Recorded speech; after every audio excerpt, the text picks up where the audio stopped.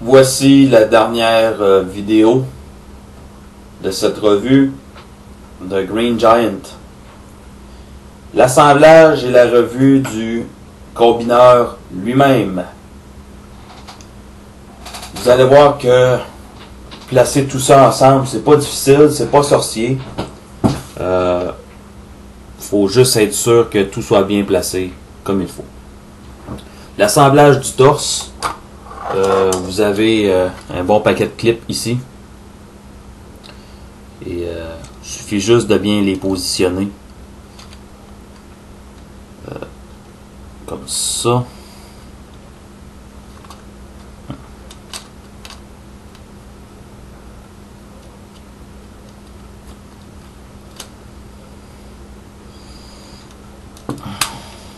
Et voilà. Et on a un clip ici. Il suffit juste de relever la plateforme comme ça.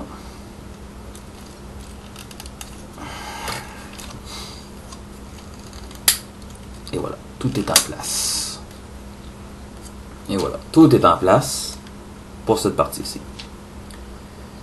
Ensuite, la jambe droite.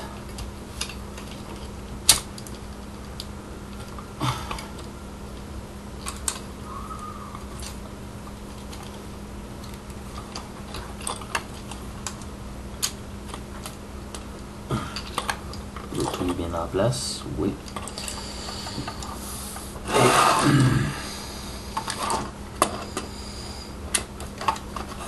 Un autre coup.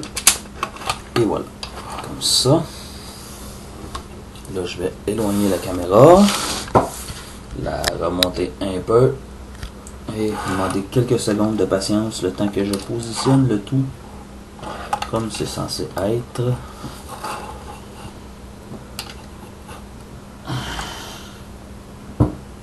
C'est beau. Tout est beau. Ensuite, on va prendre ça. On a un clip ici qui va aider à l'insertion. Il faut juste appuyer sur le bouton qui est là, le maintenir. Et ensuite, au besoin, s'il le faut, on lève comme ça, on garde le doigt sur l'articulation et on pousse. Jusqu'à ce que vous entendiez un clic. Ensuite, il suffit juste de replacer le tout en place.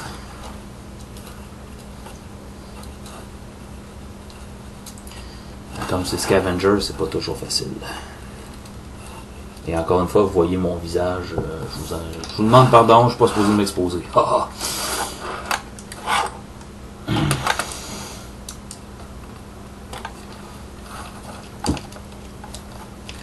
On dirait que il est mal inséré celui-là. Je vais juste voir si je peux pas l'enfoncer un petit peu plus. Non, ok, tout est beau. Non, tout est pas beau. Parce que quelque chose qui cloche, il n'est pas supposé d'être croche de même. Ah là là là là là là là là. Oups.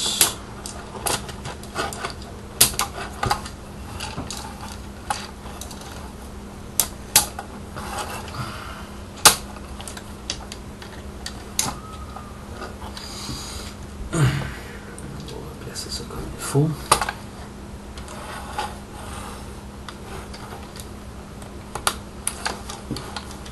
J'ai l'impression que c'est le niveau du pied ici qui n'est pas correct. Ah. Et voilà.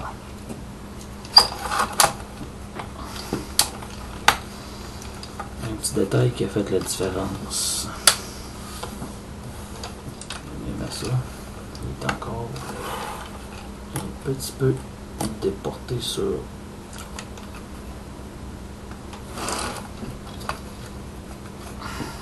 ça. Et ensuite, même chose de l'autre côté, le clip et on appuie comme il faut. Et on doit s'assurer que tout soit vraiment bien placé comme il faut.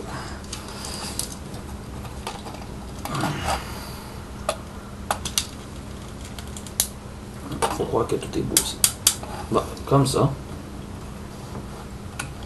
Et il reste à placer. Moi, ce que j'aime bien faire, c'est de tourner les pieds. Comme ça, ça cache un peu le trou. Et ça fait des bons pads pour les genoux. Simplement.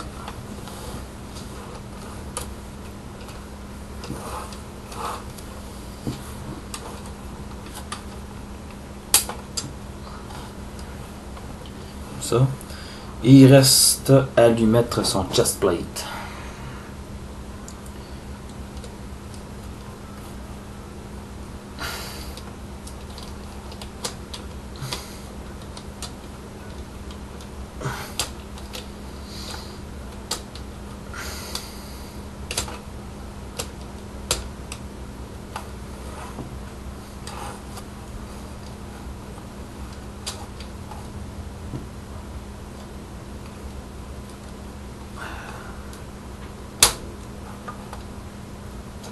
Et voilà.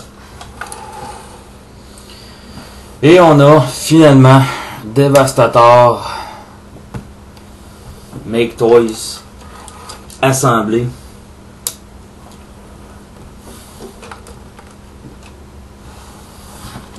Et prêt au combat. Là, c'est sûr qu'il n'est pas à son avantage. Pour la simple et unique raison que, pour une raison que j'ignore, on dirait qu'il y a une jambe qui n'est pas bien placée. En tout cas, ça doit être moi qui n'est pas correct. Attends. Oui, tout est bon. Bon, Devastator en lui-même est une excellente figurine. Très imposant.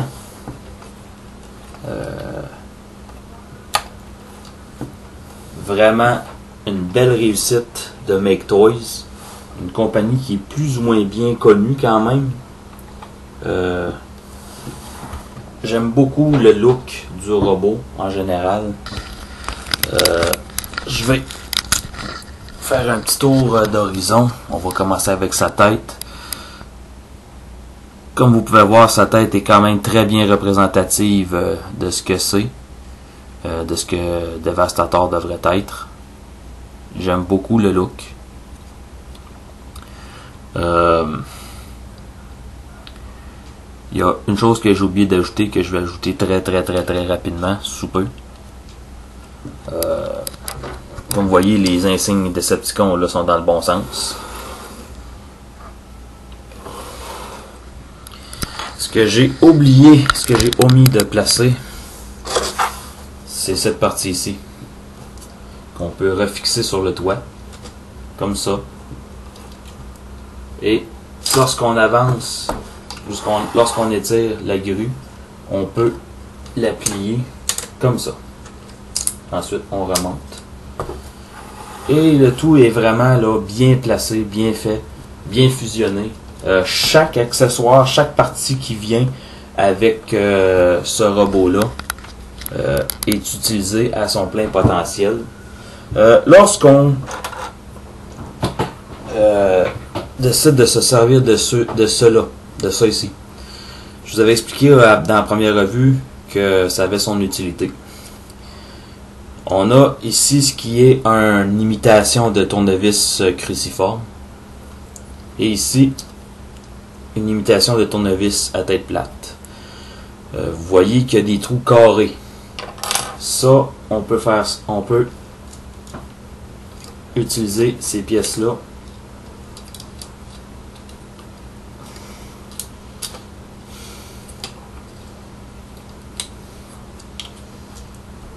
en les insérant dans la pin qui est là. Donc on a une espèce d'arme de combat ou un outil de travail. Et on peut faire ça avec les deux bras. Mais ça a l'air plutôt bizarre. Moi, ce que je préfère, c'est de ne pas m'en servir. De laisser toutes ses mains à Devastator. Et ce que je fais, tout simplement, c'est que j'insère, je prends les mains, le dévastateur, je les fais tourner vers l'extérieur comme ça, et je les insère dans sa main, comme ça. Et comme ça, on a l'impression d'avoir des pistons dans le dos. Bon, c'est quelque chose que j'aime bien à faire. Pardon. Je n'ai pu retenir ce mot. Articulation. La tête est sur un ball joint. Belle articulation. Le torse sur un ratchet joint. Et là, je comprends pas pourquoi ça tourne pas. Ça devrait tourner pourtant. Oui, ça tourne. Limité, mais ça tourne pareil. Ratchet joint au niveau de l'épaule. 360 degrés. On peut sortir le bras comme ça. On peut le tourner comme ça. Le coude se plie. La main tourne. Chacun des doigts est articulé séparément. Le pouce. Les jambes vers l'extérieur. Tout vers l'avant, vers l'arrière et vers l'extérieur. Les genoux se plient. Ratchet joint. Et ball joint au niveau des pieds. Pardon. Et voilà. Maintenant, pour les accessoires, on a deux options. Première des choses qu'on ne pouvait pas faire avec la première version, c'est qu'on peut transformer ceci en arme en utilisant toutes les composantes que vous voyez ici. Première chose qu'on fait, on va commencer. Faut que je suive les instructions parce que je suis pas très habile, tout simplement. Première chose, on va prendre ceux-là. On a des pegs ici. On va les insérer là-dedans.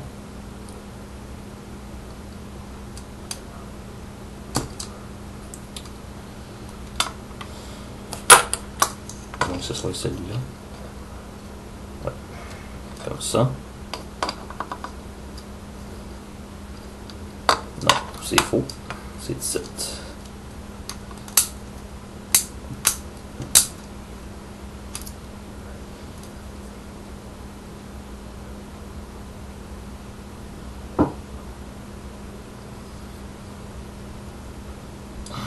Quelque chose que je fais pas correct là.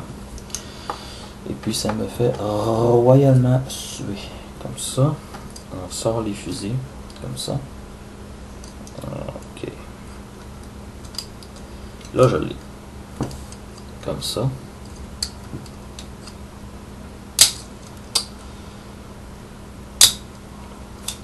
Et voilà. Comme ça. Ensuite on prend cette partie ici. Elle est rétractée. Et on installe la même chose, j'imagine, à peu près.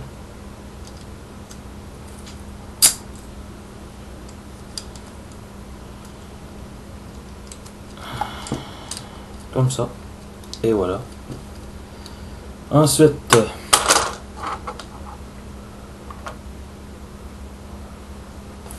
on prend ces armes-là.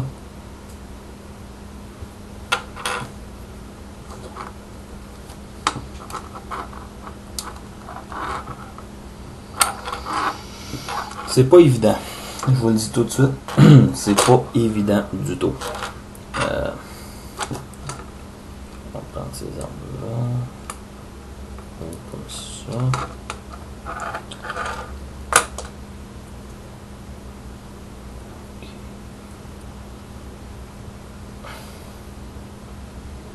Ok, là j'ai trouvé.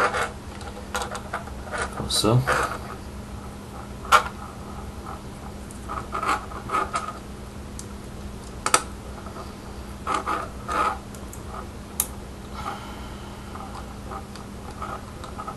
Comme ça. C'est censé te faire une arme spéciale, là. C'est pas extraordinaire. La raison pourquoi ça fait que je vous la montre, c'est parce que ça fait partie de la revue, tout simplement. Et on a une espèce de... En tout cas, moi, je place ça dans cet angle-là, ça a l'air d'une guitare. Mais ça a plus l'air d'une espèce de hache... une hache géante, qui est presque de la même grandeur que le géant. Perdez pas votre temps avec ça, comme je l'ai fait. Ensuite, l'autre option, beaucoup plus attrayante. On remet ça à sa place. Comme ça. Et pour faire le fusil, pas compliqué. Il suffit d'unir ces deux parties-là ensemble. Comme ça. On assemble ces deux parties-là ensemble. Comme ça. Et ensuite on clip. Comme ça. Et ensuite... plutôt dans ce sens-là. Et là, on a le grand fusil de Devastator qu'on insère dans sa main en glissant comme ça. On ramène le pouce et on ferme les doigts. Et maintenant, vous avez Devastator dans sa version Make Toys. Encore une fois, belle figurine. De mon point de vue, c'est la meilleure figurine qu'on a fait pour représenter Devastator. Plusieurs personnes peuvent être en désaccord avec moi. Ils ont le droit. Moi, je vous dis tout simplement, ça c'est mon préféré. Coûte moins cher, vaut beaucoup mieux. Belle qualité quand même de plastique. Le plastique est de bonne qualité. Certains robots, surtout Scavenger, sont plus ou moins solides en robot quand même. Mais reste que l'ensemble est excellent. C'est vraiment beau. On a eu aussi une autre tête. Je la mettrai pas sur le corps parce que j'en suis pas extrêmement fan. Mais si vous regardez comme il faut,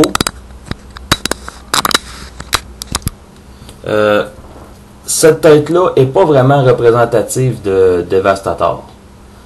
On a quand même de quoi d'intéressant. La bouche s'ouvre un peu. Et on a aussi de chaque côté des petits boutons. Quand on les abaisse, ça fait descendre une visière. Certains aiment, d'autres non. Moi, je fais partie de ceux qui n'aiment pas ça. Je la garde quand même, mais c'est pas quelque chose que je trouve hyper attrayant.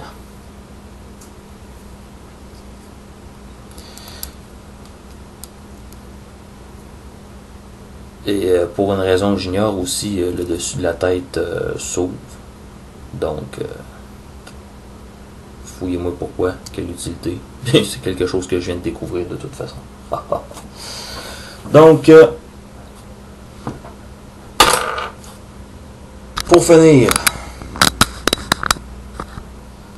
le Giant Type 61 de Make Toys est une très belle alternative si vous n'avez pas les moyens de vous payer le Hercules. Sérieusement, ça c'est une excellente option. Le set au complet, c'était un gift set. Ça m'a coûté 360 quelques tomates pour l'avoir. Mais reste que j'en suis vraiment, mais vraiment très heureux. Très content aussi. Très satisfait. Comme je vous dis, lui il a de l'air costaud comparé au Hercules de TFC Toys. Mais reste que c'est une très très belle figurine pareille. Je suis très heureux de l'avoir. Un excellent ajout pour la collection des Classics Generations, parce que c'est sûr et certain qu'on n'aura pas un dévastateur officiel dans la ligne des Generations de sitôt. Sérieusement, je vous le recommande. Si vous êtes capable de mettre la main dessus, allez-y. Le prix est avantageux. Très peu de points négatifs, sauf en ce qui concerne Scrapper et Scavenger sont les plus faibles, les plus mous, on va dire. Et lui étant très très très frustrant à transformer. Je croyais vraiment au début que c'était lui qui serait le plus difficile, mais finalement c'est Scrapper qui est vraiment frustrant à transformer. Donc j'ai failli m'étouffer en disant ça, mais bon. Sérieusement, un achat à faire si vous êtes fan de Devastator. Sa version verte est vraiment quelque chose à avoir. Je vous remercie beaucoup de votre enthousiasme. Je vous remercie de m'avoir suivi. J'espère que cette revue-là n'a pas été trop longue ou trop pénible à regarder. J'espère sincèrement que vous avez apprécié. Et j'ai d'autres revues à venir. Et je vous souhaite une bonne journée.